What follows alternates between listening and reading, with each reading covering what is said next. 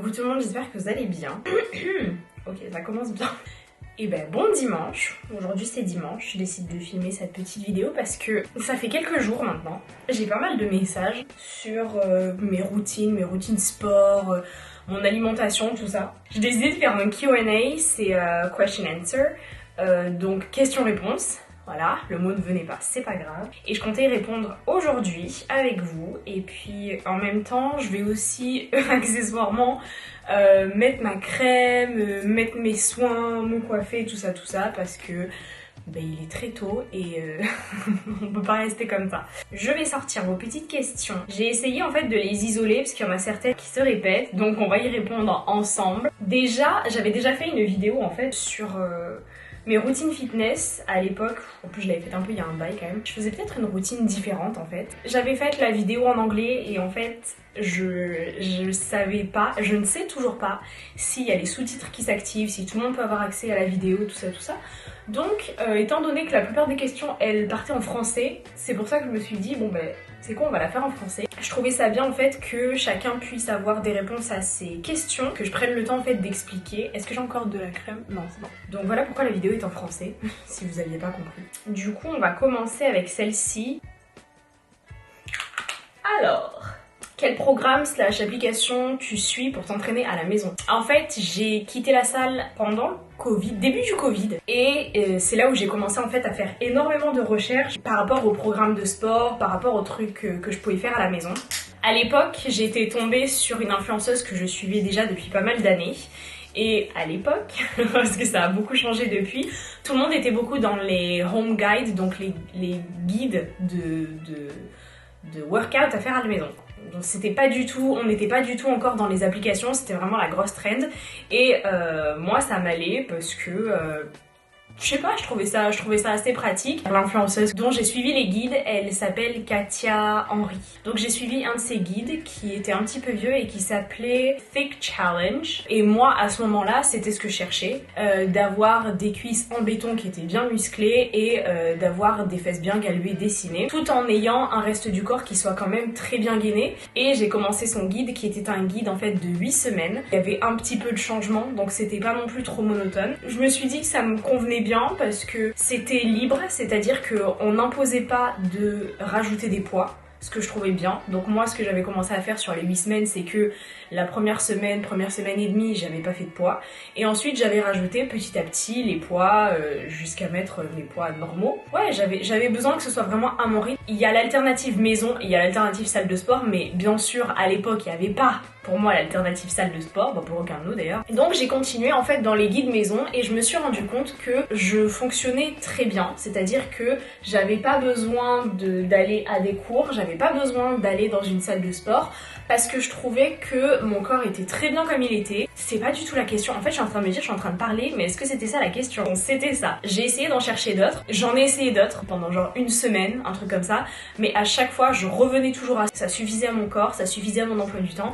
J'ai aussi testé récemment une application et je voulais le dire parce que l'application elle est assez bien. J'ai eu en fait une grosse période il y a pas très longtemps où j'ai arrêté complètement de faire du sport pour des raisons personnelles. Vous pouvez avoir l'impression que j'ai jamais arrêté de faire du sport, mais si, j'ai arrêté au bout d'un moment. J'ai eu du mal en fait à me remettre directement à un guide. Et ça arrive parce que bah, nous on change, des fois on se sent pas trop dans le mood, donc c'est normal qu'il y ait des moments comme ça. Donc ce que j'ai fait, c'est que j'ai cherché une appli, notre influenceuse que j'aime beaucoup qui s'appelle Steph Williams et qui a sorti une application qui s'appelle WeGlow. L'application elle est très intuitive. Pour en avoir également testé beaucoup, ça ce sera peut-être une autre vidéo, ça c'est vraiment une appli qui m'a remise en forme, qui m'a permise en fait de revenir au sport doucement tout en faisant des exos qui étaient hyper bons, qui m'ont bien gainé. Elle fonctionne forcément avec un abonnement. En tout cas, je trouvais ça hyper bien. Elle proposait aussi des recettes, donc au niveau de la nutrition, c'était top. À un moment, je me suis sentie suffisamment prête pour revenir à des guides, donc j'ai quitté l'appli. Est-ce que le home workout est efficace et suffisant? Comme je l'ai dit, pour moi, il l'est. Pour avoir testé les deux, ça fonctionne beaucoup mieux avec mon emploi du temps. Et j'ai tout chez moi, donc moi personnellement, c'est efficace pour le but que j'ai par rapport à mon corps. Peut-être que ça peut ne pas vous convenir, que ça peut être une phase de transition. Moi, par rapport à ce que je me fixe comme objectif, c'est suffisant, donc je continue. Quelle est la fréquence de tes entraînements et combien de temps tu alloues par séance. Je pense que le guide fait 6 jours, mais il y a un jour optionnel, donc qui est en fait un workout qui est beaucoup plus court, donc c'est-à-dire qu'il va s'effectuer en 20-25 minutes, et les autres ils vont s'effectuer en 40 minutes. Ça n'inclut pas 10 minutes d'échauffement et 10 minutes d'étirement. C'est oui 5 à 6 jours par semaine. La plupart du temps je fais 5 jours sûrs, 6 jours si j'ai le temps. Je donne beaucoup de valeur à mon week-end, donc en général oui le sixième entraînement il saute un peu des fois. Est-ce que j'ai une routine post-workout? Il y a mes 10 minutes d'étirement. Après mes étirements, je nettoie tous mes accessoires, c'est-à-dire désinfecter le tapis, désinfecter les poids, bien aérer. J'allume une bougie, je prends ma douche et ensuite c'est vraiment la routine du soir, donc c'est-à-dire au niveau de la crème du soir, les huiles pour les cheveux, préparer le repas, tout ça. Donc la plupart du temps c'est comme ça. C'est assez carré, mais en même temps ça me permet aussi de me poser parce que comme les entraînements sont quand même assez intenses, je laisse en fait la possibilité au corps de se remettre petit à petit et de baisser tout ce qui est rythme cardiaque et tout ça. En général, les 10 minutes d'étirement, 10-15 minutes d'étirement, je les fais avec une musique de méditation. Donc je fais 10 minutes d'étirement pur, donc c'est-à-dire tout ce qui va être bras, cuisses, fesses, abdos, tout ça. Et ensuite, je vais faire 5 minutes qui vont être plutôt allongées par terre, en étoile, à faire des respirations qui ressemblent davantage à de la méditation qu'à de l'étirement, mais ça fait partie intégrale de mon étirement. Comment tu fais pour rester motivée et régulière? By the way, you're beautiful and amazing. Thank you. En vrai, je me mets pas la pression parce que avant je me mettais beaucoup la pression, c'est-à-dire qu'il fallait absolument que je sois à 100% de ma motivation, que je sois régulière dans mes séances et tout ça. Et en fait, c'est naze. Ça rajoute juste du stress et ça aide absolument pas. Faut comprendre que on peut pas tout le temps être au top en fait. On peut pas tout le temps être super motivé. On peut pas avoir toutes les journées où on a le temps de caser une routine de sport et c'est pas grave. On nous apprend toujours qu'il faut être régulier, qu'il faut être motivé et c'est vrai. Mais il faut pas se mettre la pression quand on l'est pas.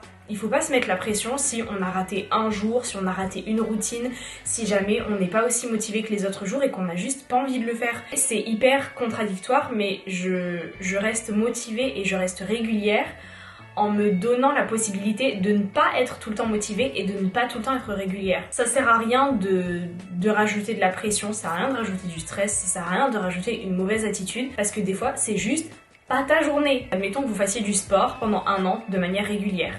Vous allez pas vous dire, le 1er janvier de l'année d'après, oh là là, putain, j'ai pas été régulière parce que le 8 juillet à 19h30, j'ai pas fait ma routine de sport. On s'en fout. On s'en fout si le reste du temps vous l'avez fait, que vous étiez concentré, que vous étiez à fond et que vous étiez content de le faire. On s'en fiche que vous ayez raté un jour par-ci par-là, que vous ayez raté même une semaine parce que vous étiez malade. C'est pas grave. Le but en fait c'est juste de pas se mettre la pression et de pas entre guillemets se rendre malade mentalement parce que vous étiez pas au top. On peut pas tout le temps être au top, hein. C'est la vie, c'est pas les JO hein, les gars. Est-ce que c'est pour de la prise de masse ou du tonus? Ça varie en fait. Majoritairement, et la raison pour laquelle j'ai commencé à faire du sport il y a des années, c'était pour du tonus. Des fois, ça m'arrive que ce soit davantage pour de la prise de masse, auquel cas j'adapte mon alimentation, j'adapte ma routine. Est-ce que tu te focuses sur un groupe musculaire par session ou est-ce que c'est plutôt des sessions pour le corps en entier?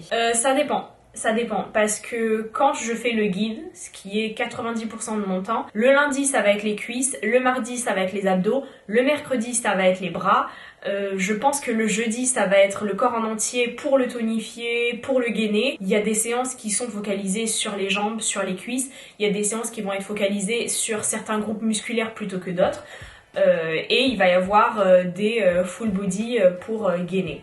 Personnellement, même quand je le fais sans le guide, je suis quand même cette répartition-là, de faire un groupe musculaire chaque jour qui soit différent et de faire gainer le corps, je sais pas, sur un jour dans la semaine. Est-ce que ça t'arrive de pas avoir l'énergie et comment tu gères au niveau de ta motivation? Est-ce que tu te pousses à faire du sport? J'écoute beaucoup mon corps et des fois je me sens pas du tout en capacité de faire du sport, donc je n'en fais pas. Vraiment. En vrai, quand le corps te dit t'es fatigué, t'es fatigué.